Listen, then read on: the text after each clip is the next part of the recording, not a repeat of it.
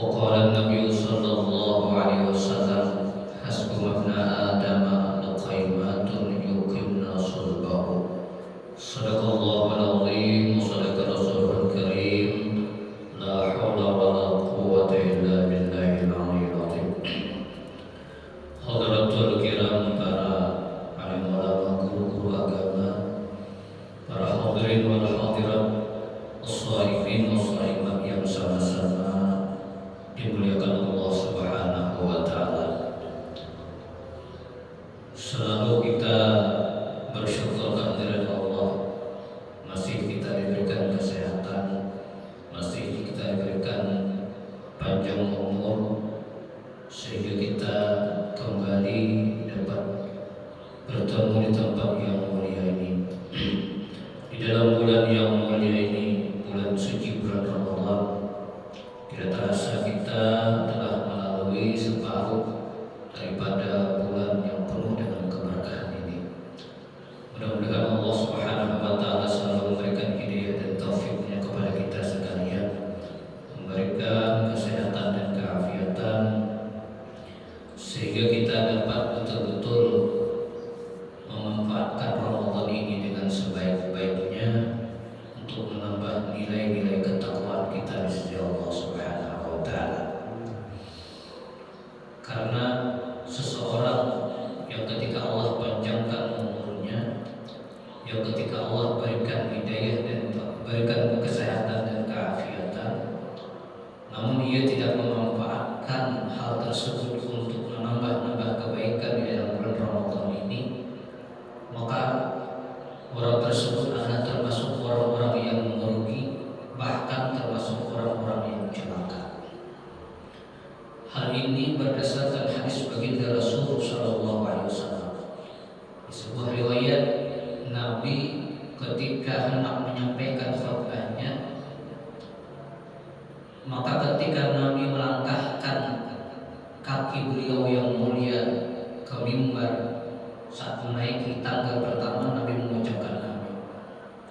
Begitu juga ketika Nabi melangkahkan kaki beliau yang mulia untuk tangga yang kedua, Nabi mengucapkan amin sampai kepada tangga yang ketiga.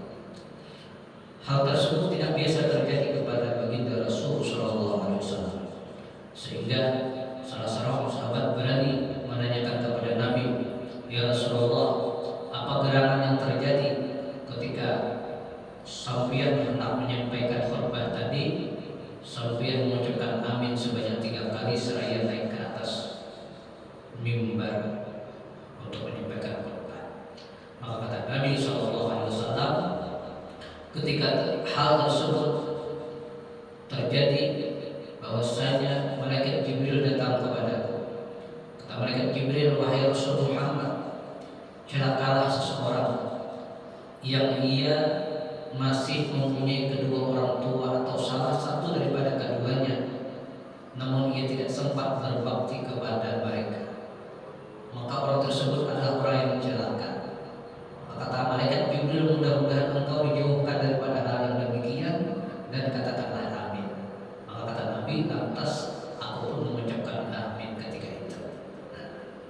Ini satu pelajaran bagi kita yang masih berisi kawitan atau salah satunya kadang berbakti, maka termasuk orang yang merugi dan celaka, sebagaimana doa Jibril alaihissalam.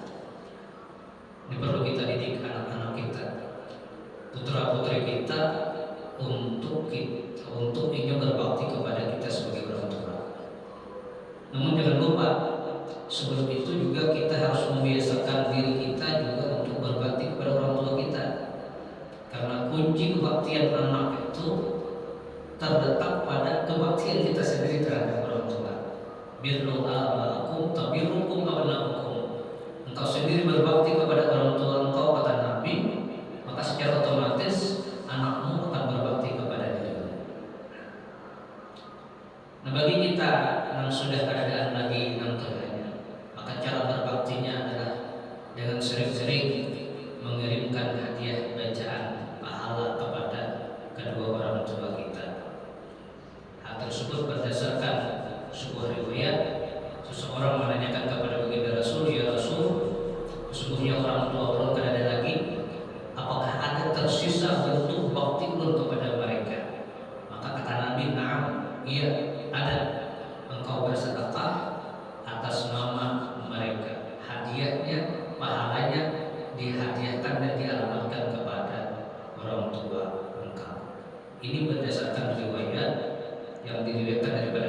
Rasul Shallallahu Alaihi Wasallam. Oleh karena itu kita orang Ahlus Sunnah wal Jamaah paling minimal setahun sekali itu berhaul itu adalah cara untuk mengingat dan berbakti kepada kawitan kita. Seperti itu. Padahal sejujurnya kadang batas setahun itu kalau kita anak setiap bulan lebih bagus lagi. Anak setiap minggu berhaul bagus lagi, tidak ada masalah. Nah paling minimal lah ziarah. Namanya hari Jumat kita ziarah ke kubur kawitan kita supaya ketika kita juga meninggal dunia merupakan penghuni daripada alam barzakh, kita juga akan sering diziarahi oleh anak-anak kita. Makanya orang Bali itu masjid di belakang itu lalu alkah kuburan itu supaya maksudnya nyaman kan. Di supaya Jumat lalu nyaman beribadah aja kubur itu. Nah itu salah satu tujuannya. Oleh karena itu kebaktian ini adalah salah satu dapat mengangkat derajat seorang hamba kepada Allah. Coba kita lihat Sayyidina Uwais Al-Qarani, seorang yang diakui kewaliannya oleh baginda Rasul Sallallahu Alaihi Wasallam. Sampai-sampai Nabi memasani kepada Sayyidina Umar dan Sayyidina Ali, wahai Umar, wahai Ali, kalau kalian kena mendapati Uwais Al-Qarani ini, mintalah doa kepada mereka. Pada Sayyidina Umar luar biasa, sudah sahabat Nabi setelah wafat. Tapi disuruh Nabi untuk meminta doa kepada Sayyidina Uwais. Para sahabat pada waktu itu tidak tahu siapa ini Uwais Al-Qarani. Bagaimana orangnya tidak tahu. Tapi Nabi secara detail menginformasikan bahwa ini orangnya kayak ini sampai data-data fisiknya Nabi berikan kepada para sahabat itu. Orangnya adalah orang yang di bumi ini tidak dikenal oleh orang banyak. Namun kata Nabi, di langit dikenal oleh para malaikat. Majhulun inda ahli ardi, ma'rufun inda ahli sama. Di dunia ada dalam tahunnya, sedangkan di langit terkenal sebagai seorang yang istimewa. Nah, sehingga dilihatkan beberapa waktu belasan tahun Sayyidina Umar itu baru ketemu dengan Uwais Al-Qarani. Setiap ada rombongan haji dari Yaman sana, selalu beliau tanyakan, afikum Uwais? Kata Sayyidina Umar, adakah dari kalian yang mengenal Uwais? Kata mereka, kami tidak tahu. Karena ada lagi rombongan haji tahun depan, ditakuni lagi. Waktu itu beliau sudah menjadi seorang khalifah setelah Sayyidina Umar. Karena ini pesan Nabi, beliau cari sampai dapat. Memang Sayyidina Uwais Al-Qarani ini adalah orang yang tersembunyi. Kata Nabi menggambarkan Uwais ini adalah seseorang yang tidak diketahui oleh orang banyak. Seseorang ujar Nabi yang apabila ia berada di antara kalian, ia tidak dipedulikan. Seseorang yang apabila ia datang, maka orang pun tidak menyambut kedatangannya. Seseorang yang apabila ia tidak ada di antara kalian, kalian pun tidak merasakan kehilangan, kata Nabi. Luar biasa. Seseorang laki-laki ujar Nabi yang apabila ia mengumpulkan pendapatnya pun tidak digubris. Saking kada berharganya, saking kada tahunya orang begitu Uwais Al-Qarani. Seseorang ujar Nabi yang apabila ia meminang anak gadis daripada anak gadis kalian, maka pinangannya pun akan ditolak. Maka ujar Nabi ialah seorang laki-laki yang bernama Uwais dari suku Qaram sana. Maka Nabi memasang wahai Umar, wahai Ali, apabila terdapat orang ini, engkau minta doa daripadanya. Nah, sehingga Sayyidina Umar Allah mencari sampai akhirnya ketemu rombongan dari Yaman. Di tahunnya adalah seseorang laki-laki yang mengenal Uwais. Padahal ini dari suku Qaram sudah sukunya Uwais Al-Qarani. Nah, kata mereka ada seorang laki-laki yang kami sendiri tidak tahu siapa dia. Ia bergabung dengan rombongan kami dan kami bawa, tapi kami suruh menjaga binatang ternak kami. Kata Sayyidina Umar, di mana dia? Itu di sana. Maka dilihat dari kejauhan ada seorang laki-laki yang sedang menunggu binatang ternak. Laki-laki tersebut duduk menundukkan kepalanya. Maka Sayyidina Umar pun menanyakan, wahai seorang laki-laki, siapa nama engkau? Kata Uwais Al-Qarni, anak Abdullah. Aku adalah Abdullah. Maksudnya hamba Allah. Tapi Sayyidina Umar curiga. Kata Sayyidina Umar, bukan ini. Anda semua itu orang Abdullah. Semuanya hamba Allah. Tapi yang aku tanyakan adalah nama yang diberikan oleh mama engkau. Baru beliau mengakui dengan nama Uwais. Setelah itu Sayyidina Umar buka bajunya, karena Nabi sudah menyampaikan ciri-ciri fisiknya itu ada bulatan putih di belakang kaki kanan. Setelah dibuka ternyata benar apa yang dikatakan oleh Nabi. Maka disitulah Sayyidina Umar memintakan doa keampunan sesuai dengan pesan baginda Rasul Sallallahu Alaihi Wasallam. Jadi pertanyaannya, kenapa beliau Sayyidina Uwais Al-Qarni itu menjadi orang yang tinggi derajatnya di sisi Allah sampai Nabi sendiri menyebutkan, padahal Uwais Al-Qarni tidak pernah dan tidak sempat berjumpa dengan Nabi, tidak lain dan tidak bukan adalah kebaktian kepada orang tuanya. Nah ini misalkan ya, nilai-nilai yang seperti ini yang sudah mulai hilang di masyarakat kita. Mungkin pihak sendiri merasakan kayak apa anak-anak ini. Kalau dulu kawitan cukup peciling mata aja pahamnya mata, artinya kawitan sarik. Wah ini pacul bagi mata mencilingi, karena dia sini aja juga. Karena itu maksudnya. Pertama dari diberi celaka orang dan tak sempat tidak berkaitan. Yang kedua, wahai Rasul Muhammad, celakalah seseorang yang ketika namamu disebutkan tapi ia enggan kulir membaca salawat dan salam atas dirimu. Nah, karena itu ketika kita dengar Nabi itu disunahkan kita membaca salawat. Kalau perlu nyanyi supaya nanti ingat, oh ternyata ini ngaran Nabi, ya, ngaran Nabi, sehingga ia membaca salawat kepada baginda Rasul Sallallahu Alaihi Wasallam. Dan yang ketiga kata Nabi, Jibril mengatakan kepada diriku, celaka wahai Rasul, orang yang ketika Allah panjangkan umurnya menemui bulan Ramadan, namun ketika ia keluar Ramadan ia tidak dapat keampunan daripada Allah. Nah ini yang kita warning atas diri kita hati-hati atas diri kita, jangan sampai di bulan yang penuh dengan keampunan ini justru kita tidak dapat keampunan daripada Allah, atau bahkan justru kita menandai kesucian Ramadan ini. Nauzubillah subhanallah. Oleh karena itu selalu kita berdoa kepada Allah untuk dapat menjalankan Ramadan ini dengan sebaik-baiknya. Masyaallah muslimin wal muslimat rahimakumullah. Di antara tujuan dasar daripada puasa itu adalah untuk menangkap hawa nafsu.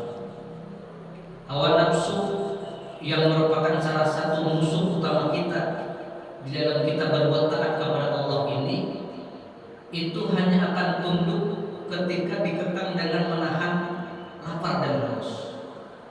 Karena dalam sebuah riwayat, awal penciptaan hawa nafsu itu seperti itu. Ketika Allah menciptakan hawa nafsu, Allah tanya, wahai nafsu, man anta wa man ana, siapakah engkau dan siapakah aku ini, kata Allah. Maka dengan sombongnya nafsu itu mengatakan, anta wa ana, engkau adalah engkau, sedangkan diriku adalah diriku juga. Ketika itu dia tidak mengakui akan Allah sebagai Tuhan. Maka Allah siksa itu nafsu sekian ribu tahun dengan dipanaskan, yang panasnya itu hanya Allah yang mengetahui. Setelah itu dihadapkan dan ditanya, namun nafsu tidak bergeming, jawabannya sama seperti awal, dia tidak mengakui atas ketuhanan. Setelah itu disiksa lagi ribuan tahun, didinginkan lagi, luar biasa dinginnya. Lalu ditakuni pula, jawabannya sama seperti itu. Jadi pemanasan nafsu ini luar biasa. Nah, untuk kali yang ketiga Allah laparkan itu nafsu, maka ketika itulah nafsu mengatakan, Anta Allah, Anta Rabbi wa ana abduk. Engkau adalah Tuhanku dan aku adalah hambamu. Jadi ketika dilaparkan itulah nafsu akan lemah dan mengakui Allah sebagai Tuhannya. Nah, oleh karena itu kita umat Rasul ini untuk mengurangi daripada tekanan hawa nafsu ini adalah dengan dilaparkan. Nah, ini para itu. Coba kita lihat orang-orang dahulu, mereka luar biasa. Tidak hanya bulan Ramadan, di luar Ramadan pun mereka berusaha bagaimana supaya nafsu ini kawan dikendalikan dengan dilaparkan. Imam Bukhari, beliau di dalam kesehariannya beliau hanya makan sebiji kurma. Sebiji kurmanya, bayangkan kita sebiji kurma itu ada wahai imam, kenapa anda seperti itu? Kata beliau, alasannya tipis saja. Kata beliau, aku malu kepada Allah kalau tiap hari bolak balik ke WC itu malu. Rancak makan, pasti rancak ke WC. Sumpah di sini adalah Allah Subhanahu Wa Taala. Imam Auza'i diriwayatkan beliau itu dalam apa kita sabulan itu hanya sekali aja WC. Artinya betapa sedikitnya porsi makan beliau pada waktu itu. Sekalinya pernah sedih 2 kali langsung Mama Sidin menagur. Kata Mama Sidin, wahai kawan-kawan Abdurrahman Al-Auza'i, doakan dengan Abdurrahman sekarang termasuk orang yang bencang makan. Bayangkan kita tiap hari ke WC tiap subuh rutin. Kita ternyata orang seperti itu kawan dengan apa caranya? Dengan latihan. Latihan yang apa kita bertahap-tahap sehingga mereka mampu mengurangi porsi makannya. Nah, ini luar biasa. Dari kesehatan tentu bahwasanya puasa itu mempunyai efek yang sangat luar biasa. Bukan hanya kita orang Muslim yang membuktikan, mereka orang-orang Barat sana secara jujur mereka mengatakan salah satu apa ya kita obat alternatif yang paling terbaik adalah dengan rancak merasakan lapar atau puasa. Sampai-sampai dalam sebuah riwayat Nabi ketika dihadiahi oleh Raja Muqawqis beberapa macam apa ya kita hadiah, termasuk Sayyidina Maryam Tuntiyah. Dalam riwayat lain Raja Muqawqis ini menyertakan seorang dokter ahli pada waktu itu ditugaskan di Madinah. Nama dokter ini minta kepada Nabi untuk dipulangkan ke kampungnya. Kenapa? Karena dokter itu hampir 1 tahun ada pernah menerima pasien di dalam praktiknya. Ujar dokter ini, kalau ada nama obat ini akan hilang keahlianku, hilang ilmuku ini. Lalu bertanya kepada Nabi, bagaimana orang-orang penduduk Madinah ini bisa seperti itu? Maka kata Nabi, kami adalah kaum yang apabila kami makan tidak sampai kenyang. Nah, ini luar biasa ya. Jadi ini salah satu keuntungan duniawi, belum lagi keuntungan akhirat. Apa ya Pak? Menurut mereka yang ahli itu makanan kita nih ya paling kadang 8 jam itu baru bisa namanya kita diserap dengan baik oleh sistem pencernaan kita. Sedangkan kita sendiri terkadang jarak makan kita ini tak tumpang-tumpang. Jam 8, jam 9, jam 10, jam 11, jam 12, jam 1, jam 2 makan padahal belum lagi prosesnya. Mestinya jam 2, jam 3, jam 4 mestinya hanya makan, itu pun menyambungkan istirahat. Kita menyambung lagi, baru lagi habis diputarnya nih, masuk lagi. Bayangkan, seandainya sistem pencernaan kita nih belahan tulang negara sana hancur sudah. Nah, tapi karena ini matnya Allah Ta'ala, maka begitu luar biasa. Dalam waktu kurun 1 tahun, ayo pada istirahat. Sampai-sampai kita guling pun ini tetap berproses. Nah, karena itu Nabi kan nyuruh guling berdiri ke kanan. Kenapa? Karena prosesnya di lambung kiri ini. Kalau kita berdiri ke kiri ini, otomatis akan menghambat proses pencernaan itu. Ayo, itu kita proses. Itu makanan yang wajib tuh, makanan yang wajib kita. Penyalam-nyalam, soto, apalagi luar biasa. Nah, oleh karena itu disyariatkanlah puasa itu supaya dalam waktu 1 tahun itu ada jeda, ada istirahat untuk kita ini. Karena bekerja terus. Kalau sementara di luar Ramadan itu hampir 1 kali 24 jam hampir ada istirahatnya, luar biasa. Nah, namun di Ramadan ini ada istirahat sahur, ya Pak. Ketika setelah sahur itu menunggu ke makan berikutnya berupa hampir 12 jam itu ada jeda istirahat. Nah, ini yang sangat luar biasa. Jadi orang-orang terdahulu itu luar biasa menahan rasa lapar, menahan apanya kita syahwat ta'am ini hanya untuk mendapatkan kendali terhadap nafsunya. Imam Ibnu Hajar mengatakan, kata beliau, qasaitul du'a ma la yahtamilu wal basyariyah. Aku pernah, kata Imam Hajar, merasakan begitu rasa lapar yang sangat dahsyat, yang sekira-kira tidak bisa menanggung itu rasa lapar manusia biasa kecuali hanya pertolongan Allah pada waktu itu. Pernah kata Sidin, jalastu arba'a sinina ma zuqtu rahma. Aku pernah 4 tahun tidak sama sekali merasakan lauk berupa daging pada waktu itu. Waktu aku sekolah di sini 4 tahun. Karena bagi orang Arab ya daging itu layaknya seperti iwak bagi kita. 4 tahun nang makan seadanya dan kena belok pulang. Luar biasa. Orang bayar di sekolah kan. Karena kamu ini memang benar di sekolah ada banyak masakan kali itu lagi. Mulai kaitannya nyuruh ATM sudah bisik. Memberi anak ngisik ATM ini aja. Nah, 4 tahun ini kan sedikit kena merasakan makan daging, makan belauk. Illa fi lailatin du'ina li aklin. Kecuali kata beliau pernah 1 malam nang kami disarwani. Nah, ada orang bersarwan. Nangarannya nangar orang menjarwani mah luar biasa nih. Pacangan makan nyaman. Buat santri aja kan tahu makan apa, makan iwak karing aja dapatnya orang sarwan mah senang luar biasa nih. Ada kesempatan makan nyaman. Tolong kan? Tolong. Ketika itu ya jangan tadi acaraan susunan acaranya ini baca itu.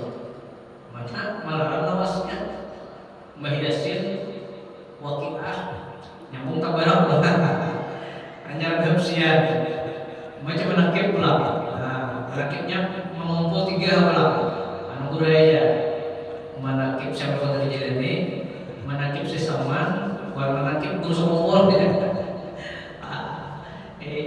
Maka kata beliau ketika waktu yang lawas itu lalu diberitahukan faida huwalahun lam yuqad alaihi, ternyata hidangan yang akan dihidangkan itu ternyata baru masak lagi.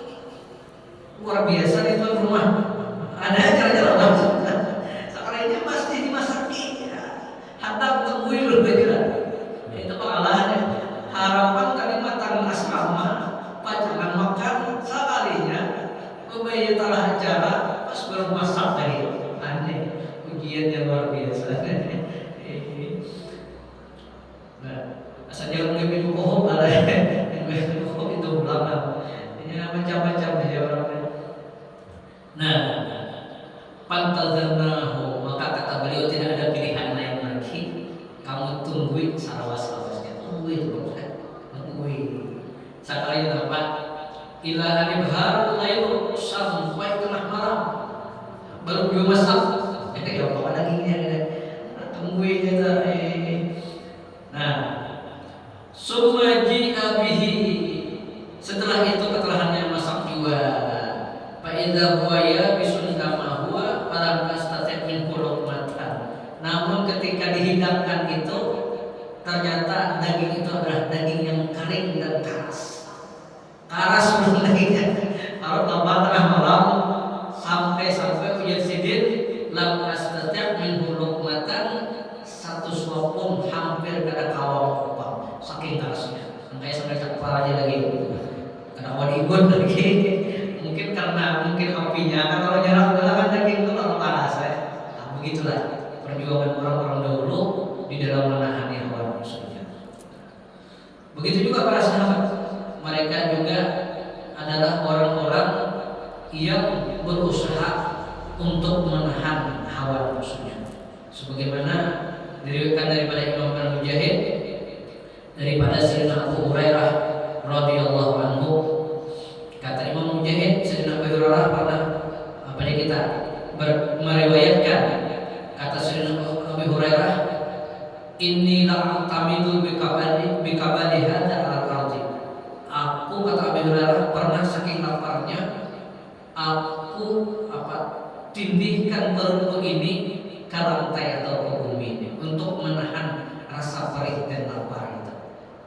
Wa asyuddul hajar, dan aku ikat beberapa batu di perutku ini untuk mengganjal perutku.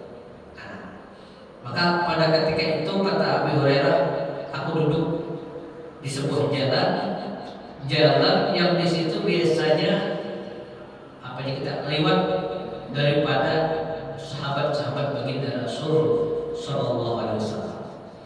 Nah, ketika itu kada lawas pamarah Abu Bakar, lewatlah Sayyidina Abu Bakar. Wasa'altuhu an ayatin min kitabillah. Maka kata Abu Hurairah, ketika Abu Bakar lewat itu, aku menanyakan tentang satu ayat daripada Al-Quran. Bertakwa, wahai Abu Bakar, ini ayat Al-Quran apa maksudnya? Ini apa hukumnya kayak ini? Nah, maka kata beliau, tidaklah aku bertanya kepada Sayyidina Abu Bakar itu kecuali tujuanku liyastadbi'ani, supaya Sayyidina Abu Bakar melihat kondisiku ini dan menyuruh aku umpat ke masjid. Nah, jadi sambil bertakwa, sambil bidik-bidik parut, sambil mengatakan korsom, mengekspresikan rasa lapar. Tapi kenapa ternyata malamnya Pak Sayyidina Abu Bakar kada seperti itu. Entah sidin apa, entah sidin kada tahu apa, atau pura-pura kada tahu. Kan orang lapar itu kan terjadi muhalah. Cuman karena kawannya jual kulir, lalu pura-pura kada minando. Maka setelah itu hilanglah harapan. Ada lawas dari Sayyidina Abu Hurairah, marah Umar, Sayyidina Umar lewat lagi. Begitu juga kutanyakan dengan harapan Sayyidina Umar melihat raut mukaku yang kelaparan ini, lalu mau mengajak ke rumah untuk makan. Ternyata Sayyidina Umar setelah menjelaskan ini ayat ini maksudnya ini, hilang langsung sendiri. Ada daya kalau kenapa nih lapar kan? Kita ke rumahan ada. Maka setelah tidak beberapa waktu lewatlah baginda Rasul Sallallahu Alaihi Wasallam. Nah, ketika Nabi lewat ini, kada salah betapun ini itu lagi, Nabi sudah tahu, Nabi sudah paham. Melihat daripada kondisi Abu Hurairah ini, Nabi langsung abahirin, wahai Abu Hurairah, kata Nabi, umpati aku, al-hikmi, umpati aku. Nabi paham sudah. Hebatnya Rasul, seorang pemimpin yang memahami kondisi anak buahnya. Kadang anaknya mana aja udah. Nah, maka kata Abu Hurairah, aku umpat kepada baginda Rasul Sallallahu Alaihi Wasallam. Nah, singkat cerita, kebetulan ketika Nabi masuk, aku minta izin masuk kepada baginda Rasul. Ketika itu di rumah Nabi itu ada terdapat satu mangkok susu. Nabi pun tidak tahu pada waktu itu, maka Nabi pun menanyakan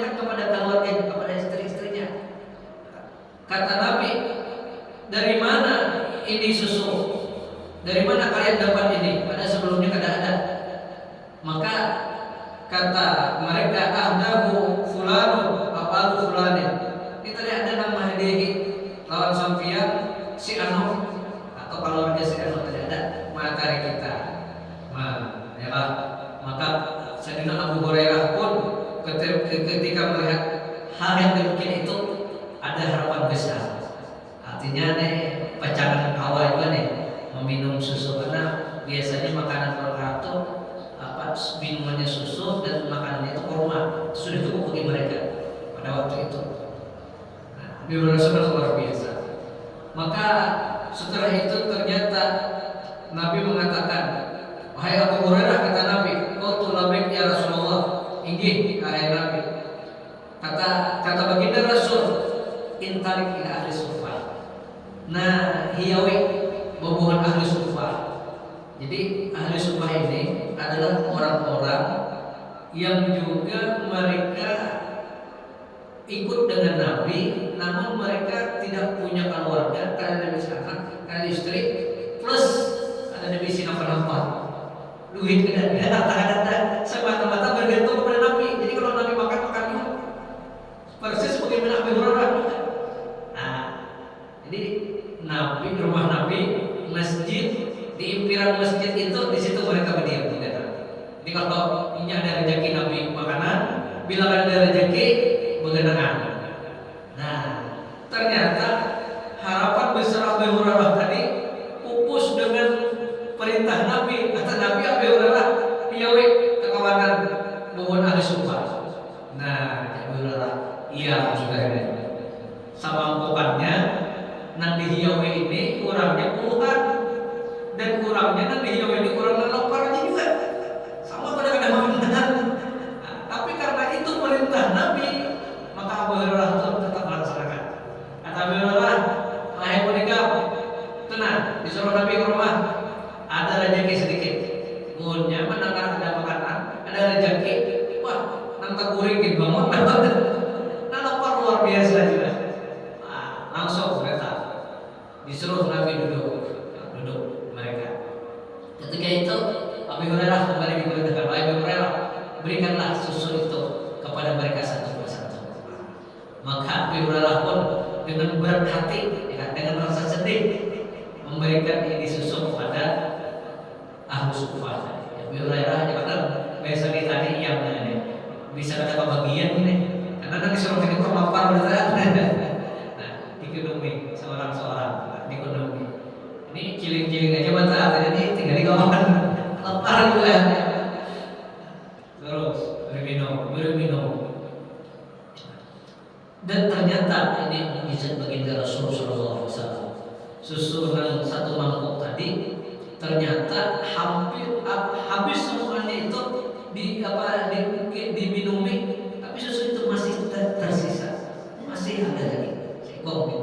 Dengan minum yang puas mereka minum sudah kenyang minum. Nah, ini salah satu mukjizat Nabi. Jadi Nabi itu hal yang sedikit dengan keberkahan Rasul, dengan mukjizatnya bisa menjadi banyak. Hal itu pernah terjadi dengan Saudara Jabir bin Abdullah ketika perang Khandaq pada saat Nabi menabuh paret, habis para sahabat. Pada waktu itu persediaan sangat tipis, persediaan makanan yang hampir ada. Saudara Jabir ini melihat Nabi, apa? Itu Nabi Hibitnya, seorang pemimpin tapi umat begawi juga, bukan hanya pemerintah. Begawi menabuh paret ini untuk menghalangi musuh perang Khandaq. Nabi bawa paras. Saudara Jabir bin Abdullah paras melihat, lalu pergi ke rumah, wahai istriku, adalah kita bisa memakan. Kata Nabi ini, wahai suamiku, kada sama pada dengan kawari makan. Kita juga kering, ada dalam kawari makan. Kecuali kata sang istri, kita ada di sisi kambing yang kurus, halus dan kurus. Memang hampir kada kawal lagi memanfaatkan air susunya untuk diminum. Itu janda makanan untuk kita. Kata Saudara Jabir, biar saja sembelih aja itu kambing, biar kita makan. Yang penting Rasul mau makan. Maka disembelihlah itu kambing, dimasak, dan porsinya ada banyak, hanya untuk 4 atau 5 orang. Maka setelah masak, Saudara Jabir bin Abdullah pun kembali mendapati Rasul. Setelah berbisik, ya Rasul, ulun ada hidangan sedikit, ada menyembelih kambing, ya, halus kambingnya kurus, tapi cuma cukup 4-5 orang aja. Memang kurus benar. Karena masuk kalau sana kadang masuk ikan lagi gitu. Nah, Silakan sampean apa kita undang 4-5 orang daripada sahabat-sahabat yang lainnya seandainya kita. Oh ya Nabi iya. Maka di luar dugaan Sayyidina Jabir ternyata Nabi bersarukan sebentar pengumuman. Ujian Nabi pengumuman. Ini Jabir bin Abdillah ada makanan, kita diundang sebentar. Wah, ketika itu Sayyidina Jabir ada merasa menjadi lagi. Cak mau dikatakan ratusan itu yang membuat bekerja bakti di perang Khandaq itu banyak orangnya. Aduh, di Sayyidina Jabir ini diapa ini? Hendak ditangkap ya Rasulullah. Umumkan sitin dilanggar sekampungan. Padahal tadi kita sedikit aja. Nah, kayak apa caranya? Maka Sayyidina Jabir boleh berdua menghabarkan kepada istrinya. Wahai istriku, celaka ini. Kenapa ini istri? Ini Rasul tadi bersaruan sebertaan. Ini yang bini maka orang pada hilang dia. Bapak belimahnya. Bang ini, kok Sayyidina Jabir nggak tahu juga. Nabi bersaruan kayak itu ya apa lagi? Kita itu bisa buka lagi ya Bang. Jangan ada banyak orang. Nah, maka Nabi ketika sampai di rumah Jabir bin Abdullah, Nabi tahu aja. Nabi hanya biar tenang. Kan Nabi kamu yang bisa buka. Ya, biar aku yang mana namanya dapurnya mana pancingan mana apa. Di situlah izin baginda Rasul. Maka disuruh Nabi sekitar berkurang. Masuk ya Nabi, ditawarkan oleh Nabi. Dengan tangannya yang mulia itu, maka ya hidangan yang tadi cukup untuk 5 porsi itu cukup memberikan seluruh pasukan pada waktu itu. Setelah terakhir masih banyak tersisa. Mana keluarga, mana anak minum, mana itu baginda Rasul Sallallahu Alaihi Wasallam. Kalau kita yang benar itu lah, ini katik-katik nah Allah itu kali muda lah. Kalau benar ada pemohon lagi hilang, ada cukup berapa? Nah seperti itu tadi ya, ternyata susu itu masih tersisa banyak. Maka kata Abu Hurairah, aku pun kembalikan susu tersebut kepada baginda Rasul. Karena Nabi pun tidak makan juga.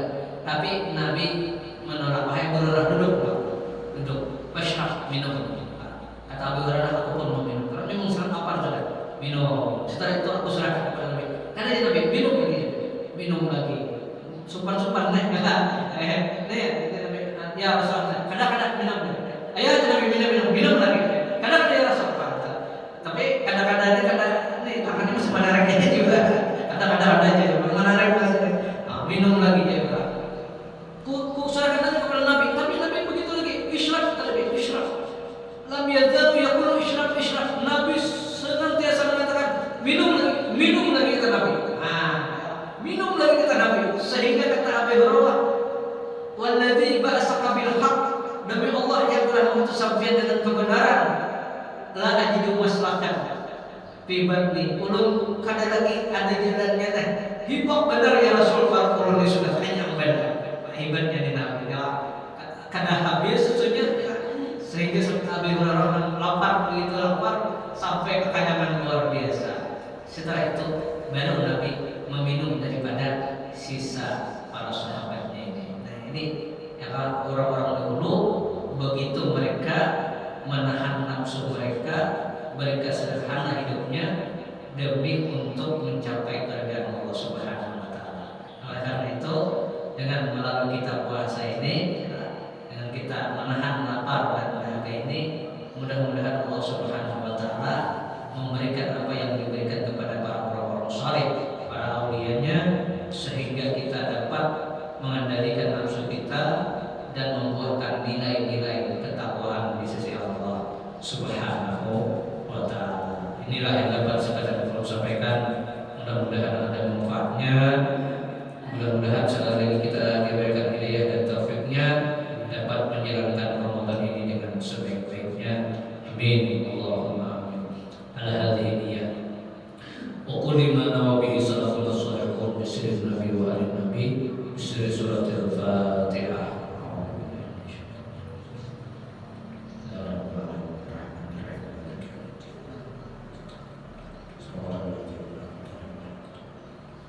Bismillahirrahmanirrahim. Alhamdulillahirabbil alamin. Allahumma shalli wa sallim wa barik ala sayyidina Muhammadin wa ala alihi wa sahbihi ajma'in. Allahumma anfa'na bima 'allamtana wa astaghfiruka wa